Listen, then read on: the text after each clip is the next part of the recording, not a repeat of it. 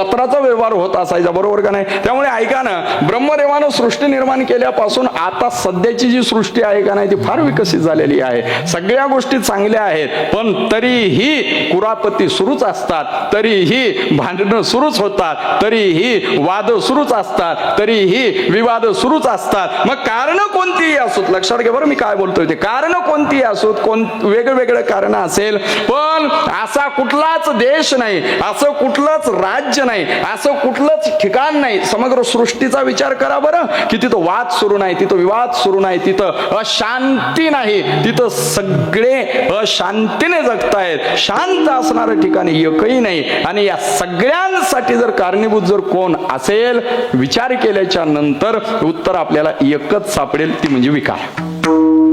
हे जे विकाराचं जे बंधन आहे का नाही, हे विकाराचं बंधन माणसाला कधी शांत होऊच देत नाही.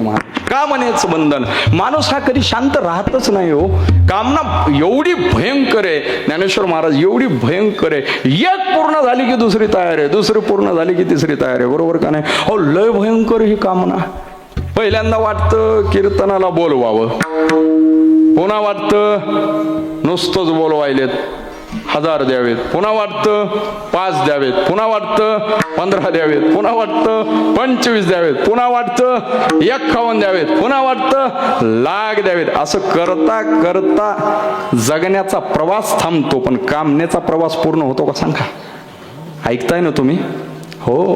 त्यामुळे आपण अशांत जीवन जगत असतो. लक्षात घ्या, जशी कामना आहे तसाच क्रोध आहे, त्या क्रोधामुळे देखील आपण अशांत जीवन जगत असतो. जसा क्रोध आहे तसाच लोभ आहे, जसा लोभ आहे तसाच मत्सर आहे. या मत्सरानं तर एवढं अशांत करून ठेवलंय महाराज. या मत्सराची भानगड सांगतो तुम्हाला. एका मत्सरामुळे माणसं स्वतःच्या दुःखानं फार कमी दुःखी आहेत. बघा बरं, या मत्सर नावाच्या विकारामुळे, या मत्सर नावाच्या बंधनामुळे माणसं स्वतःच्या दुःखानं फार कमी दुःखी आहेत, पण दुसऱ्याच्याच सुखानं जास्त दुःखी झालेली आहेत. हे मत्सर नावाचं बंधन रात्रभर झोपच येऊ देत नाही महाराज. हा, क्रोध नावाचं बंधन, वा वा वा, कुठल्या अडचणीत नेऊन टाकेल भरवसाच राहिलेला नाही त्याचा.